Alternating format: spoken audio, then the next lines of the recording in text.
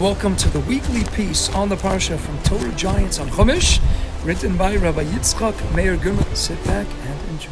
Welcome to Torah Giants on Chumash. I'm Steve Geller. When the Avos say things like they were very frightened, it means something entirely different than when we would say it. Their fear is much more directed at Hashem's responses to them than it is a fear of any earthly person or event. It's pure Yiras Shamayim and Yiras Chet, fear of heaven and fear of sin. We're not them, however, so it's very difficult for us to really understand the calculations they make in appraising their own fears. And in our Parsha, Rabbi Goodman will help us delve into one such example and let us see exactly what the calculus was of the great fear of one of our Avos. In our Parsha, Vayira Yaakov Ma'od, Yaakov was greatly frightened. In his fear, he divided the people with him and the flocks and the herds and camels into two groups. According to Bereshis Rabbah, Yaakov feared that he was no match for the merit that Esav earned from his many years of living in Eretz Yisroel.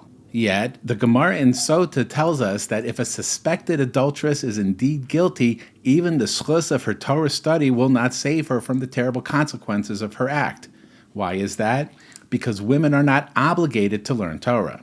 So, if the merit of a voluntary mitzvah offers little protection, and the Gemara famously and frequently tells us one who is commanded and observes is greater than one who is not commanded but observes, how could Esav's living in Israel have saved him?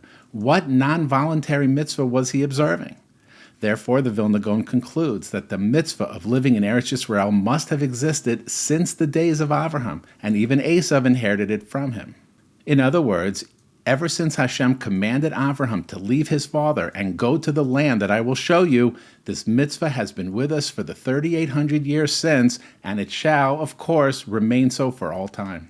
So Yaakov's fear was his humble view that he lacked merits to combat Esav's merits from merely living in Eretz Yisrael. Obviously, those fears of the great tzaddik Yaakov were unfounded, and with Hashem's help, he prevailed. And doesn't everyone need to know this? Of course they do, which is why you want to like this video, subscribe to our YouTube channel, and hit the share button to paste the link to this video into emails, Facebook, texts, WhatsApp groups, or your social media of choice. They'll all appreciate you for it, and hopefully we'll all soon be neighbors in Eretz Yisrael with the coming of Mashiach.